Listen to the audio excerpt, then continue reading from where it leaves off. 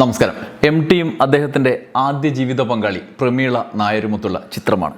ഈ ബന്ധത്തെക്കുറിച്ചുള്ള വലിയ ചർച്ചകൾ മലയാളത്തിൽ പല നിലയിൽ മലയാള സാഹിത്യത്തിലും പുറത്തും പൊതുസമൂഹത്തിലൊക്കെ നടന്നു വരുന്ന ഒരു സമയമാണ്.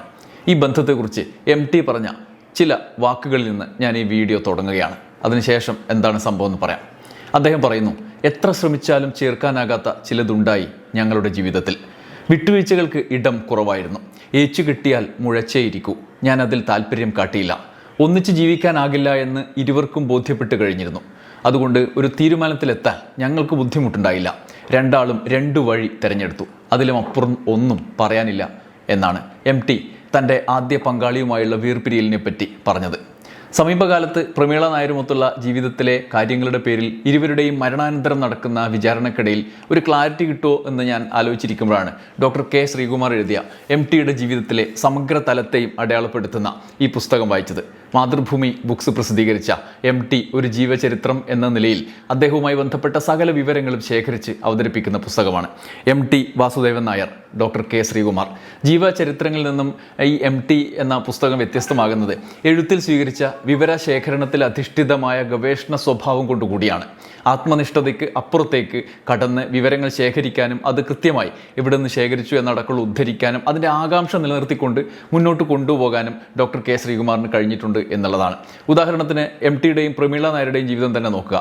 അക്കാലത്തെക്കുറിച്ച് ഇരുവരും പറഞ്ഞതും എഴുതിയതും സുഹൃത്തുക്കൾ എഴുതിയതുമായ രേഖപ്പെടുത്തപ്പെട്ട വിവരങ്ങളെല്ലാം അദ്ദേഹം ശേഖരിച്ചിട്ടുണ്ട് ഡോക്ടർ കെ ശ്രീകുമാർ. അതിനിടയിൽ ശ്രീകുമാർ നേരിട്ട് എം.ടിയിൽ നിന്ന് ശേഖരിച്ച കാര്യങ്ങൾ കൂടി പുസ്തകത്തിൽ ഉൾപ്പെടുന്നുണ്ട്. അതിനൊരു സ്ഥിരീകരണത്തിനായി എം.ടിയോട് സംസാരിച്ച് ഉൾപ്പെടുത്തുന്ന കാര്യങ്ങൾ കൂടിയുണ്ട്. പുസ്തകത്തിൻ്റെ രചനയുടെ സ്വഭാവം അനുസരിച്ച് വലിപ്പം കൂടുതലാണ്. വില 1750 രൂപയാണ്. ഈ വീഡിയോയിൽ അതുകൊണ്ട് തന്നെ പുസ്തകത്തിലൂടെ സമഗ്രമായി കടന്നു പോവുക സാധ്യമല്ല. വലിയ പുസ്തകമാണ്.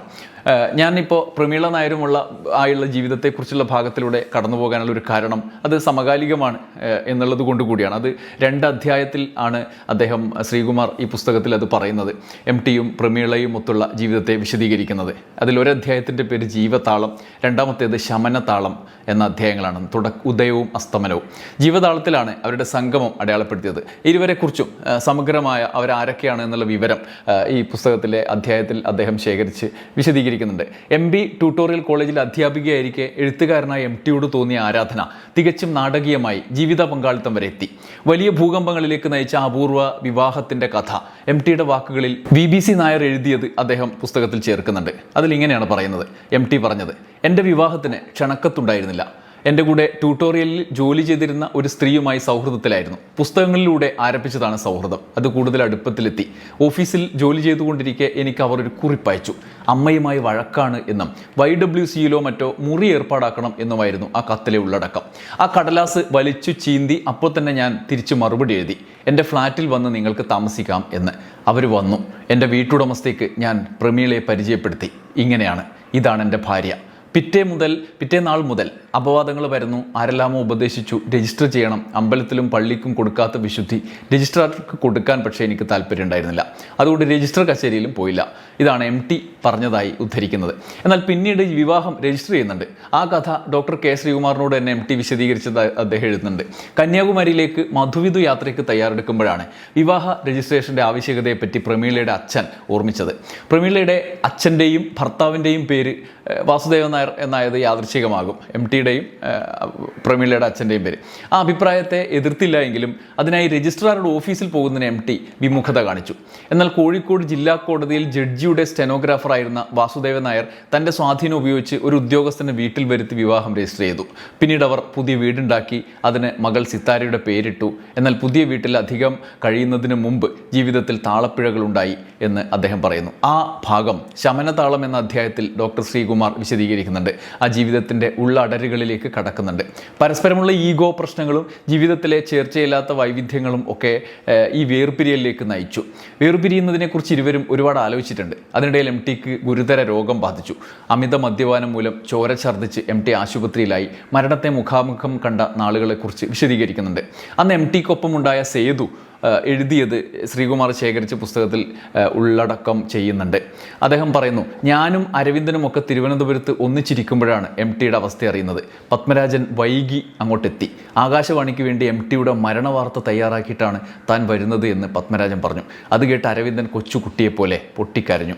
ഈ അനുഭവത്തിൽ നിന്നാകണം MT സുഹൃതം എന്ന സിനിമ എഴുതിയത് എന്ന് എനിക്ക് വായിക്കുമ്പോൾ തോന്നിയിരുന്നു. നേരത്തെ രണ്ടാം മൂഴത്തിൻ്റെ രചനയിലേക്ക് കടന്ന കാലത്തിന് തൊട്ട് മുമ്പ് അദ്ദേഹം മരണത്തെ അതിജീവിച്ചെത്തിയ കഥയൊക്കെ നമുക്കറിയാലോ. MT എന്തുകൊണ്ടാണ് സുഹൃതത്തിലേക്ക് കടന്നത് എന്ന്. സുഹൃതം എന്ന സിനിമ നിങ്ങൾ കണ്ടിട്ടുണ്ടാവുമായിരിക്കും. അസുഖം മാറി തിരിച്ചെത്തിയപ്പോൾ ന്യൂസ് റൂമിൽ ഒരുക്കി വെച്ചിരുന്ന സ്വന്തം മരണവാർത്ത വായിക്കേണ്ടി വരുന്ന എഡിറ്റർ രവിയുടെ കഥയാണ് സുഹൃതം.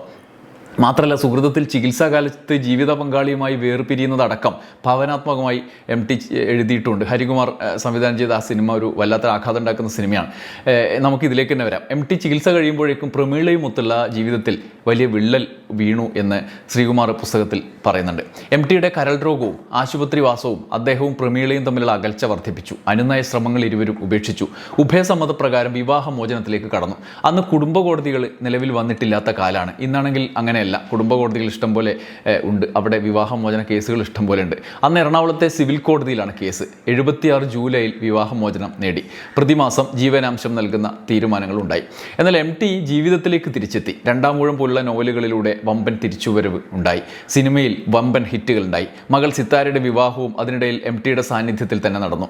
MT പിന്നീട് കലാമണ്ഡലം സരസ്വതിയെ വിവാഹം കഴിച്ചു. അവർക്ക് അശ്വതി എന്ന മകളുണ്ടായി. പിന്നീട് വർഷങ്ങൾക്ക് ശേഷം പ്രമീള നായരും പ്രമേഹ രോഗബാധിതയായി. അവരവസാനമായി MTയെ കാണാൻ ആഗ്രഹിച്ചിരുന്നു അത്രേ. എന്നാൽ ഇക്കാര്യം MT അറിയിച്ചിട്ടും അദ്ദേഹം പോയില്ല. ഡോക്ടർ K ശ്രീകുമാർ അത് MTയോട് തന്നെ ചോദിച്ച കാര്യം പുസ്തകത്തിൽ രേഖപ്പെടുത്തിയിട്ടുണ്ട്. MTയുടെ മറുപടി എങ്ങനെയായിരുന്നു എന്ന് അദ്ദേഹം പറയുന്നുണ്ട്. സിതാര അമേരിക്കയിൽ നിന്ന് വിളിച്ച് അമ്മയ്ക്ക് അസുഖം കൂടുതലാണ് എന്നും ആശുപത്രിയിൽ പോയി കാണണം എന്നും ആവശ്യപ്പെട്ടു. പ്രമേഹം മൂർച്ഛിച്ച് അവരുടെ കാല് മുറിക്കേണ്ടി വരും എന്ന് പറഞ്ഞ സന്ദർഭമായിരുന്നു. സുഹൃത്തുക്കൾ വിവരങ്ങൾ എന്നെ അറിയിച്ചുകൊണ്ടിരുന്നു. MT അറിയിച്ചുകൊണ്ടിരുന്നു. ഹൃദയ സംബന്ധമായ പ്രശ്നങ്ങളും ഉണ്ടായിരുന്നു. പെട്ടെന്നൊരു കൂടിക്കാഴ്ച അവരെ രൂക്ഷമാക്കിയാലോ എന്ന് ഞാൻ ഭയപ്പെട്ടു. പിന്നെ ആ അവസ്ഥയിൽ അവരെ കാണാനും ബുദ്ധിമുട്ട് തോന്നി. ആശുപത്രിയിൽ പോകണ്ട എന്ന് തീരുമാനിച്ചതിന് കാരണം ഇതൊക്കെയാണ് എന്ന് MT പറയുന്നുണ്ട്. പിന്നീട് 99 നവംബർ 9 പ്രമീള നായർ മരിച്ചു. അതിനുശേഷം ഒരിക്കൽ MM ബഷീർ MTയെ കാണാൻ പോയ കഥ പറയുന്നുണ്ട്. അദ്ദേഹം ചോദിച്ച ഒരു ചോദ്യം ശ്രീകുമാർ ഉദ്ധരിക്കുന്നുണ്ട്. ഉത്തരവും, അല്ല വാസുവേട്ട, ഇത്ര വലിയ അകൽച്ച തോന്നാൻ കാരണം എന്താണ് എന്ന് ചോദിക്കുന്നുണ്ട്. പ്രമീള നായർ ഒരു ചീത്ത സ്ത്രീയായിരുന്നോ? അപ്പോൾ MTയുടെ മറുപടി ഉണ്ട്, ഒരിക്കലുമല്ല. പക്ഷേ അവർ ഒരുപാട് പൊസസീവാണ്, അതെനിക്ക് സഹിക്കാനാവില്ല എന്ന്. ആരാണ് പ്രമീള?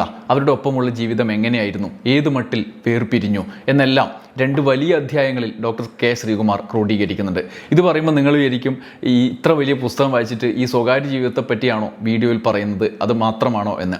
അല്ല, വർത്തമാനകാലത്ത് വലിയ ചർച്ച നടക്കുന്ന വിഷയത്തിന് പ്രസക്തിയുണ്ട് എന്നതുകൊണ്ട് കൂടിയാണ് ആ ആംഗിൾ പറഞ്ഞത്. എന്നാൽ MTയുടെ ജീവിതത്തിലേക്കുള്ള വലിയൊരു പ്രവേശികയായി ഈ പുസ്തകം മാറും. അദ്ദേഹത്തിൻ്റെ വ്യക്തി ജീവിതം, എഴുത്ത് ജീവിതം, സിനിമാ ജീവിതം ഒക്കെ കടന്നു വരുന്നുണ്ട്. നമുക്ക് സാധാരണ ജീവചരിത്രങ്ങളിൽ നിന്ന് വ്യത്യസ്തമായി പുസ്തകത്തെ സമീപിക്കാൻ കഴിയും. അതൊരു കേവലമായി എഴുതിപ്പോകുന്ന കഥ, ജീവിത അനുഭവ കഥ എന്നുള്ളതിനപ്പുറത്ത് MTയുടെ വലിയ ജീവിതത്തിൻ്റെ പല തട്ടിലുള്ള ജീവിത തലങ്ങളിലേക്ക് കടന്നു ചെല്ലുന്ന വിധത്തിൽ പല നിലയിൽ എഴുതപ്പെട്ടതും ശേഖരിക്കപ്പെട്ടതുമായ വിവരങ്ങളെ ക്രോഡീകരിക്കുന്നു. അങ്ങനെ ആകാംക്ഷ നിറഞ്ഞ, തുടങ്ങിയാൽ അവസാനിപ്പിക്കാൻ പറ്റാത്ത വിധം വിവരങ്ങളും അനുഭവങ്ങളും കഥകളും ഒക്കെ ശേഖരിച്ച എഴുത്ത് ശൈലി ഈ പുസ്തകത്തെ വ്യത്യസ്തമായൊരു ജീവചരിത്രമാക്കി മികവുറ്റതാക്കി നിലനിർത്തുന്നു എന്നുള്ളതാണ്. അതുകൊണ്ട് ഈ പുസ്തകം വായിക്കുന്നതും ശേഖരിക്കുന്നതും നമുക്ക് ഒരു സാഹിത്യ ഗവേഷകൻ എന്നുള്ളതിനപ്പുറത്ത് ഒരു വായനക്കാരൻ എന്നുള്ള നിലയിലും നമുക്ക് നഷ്ടമുള്ള കാര്യമല്ല. ആ പുസ്തക വായന എന്നെ സംബന്ധിച്ചും പ്രധാനപ്പെട്ട ഒന്നായിരുന്നു. ഒറ്റയടിക്കിരുന്ന് വായിച്ചു തീർക്കുക എന്നുള്ളതിനപ്പുറത്ത് ഇത് നമ്മുടെ പുസ്തക ശേഖരത്തിൽ ഒരു മുതൽക്കൂട്ടായി നിലനിൽക്കുക തന്നെ ചെയ്യും. നന്ദി, നമസ്കാരം.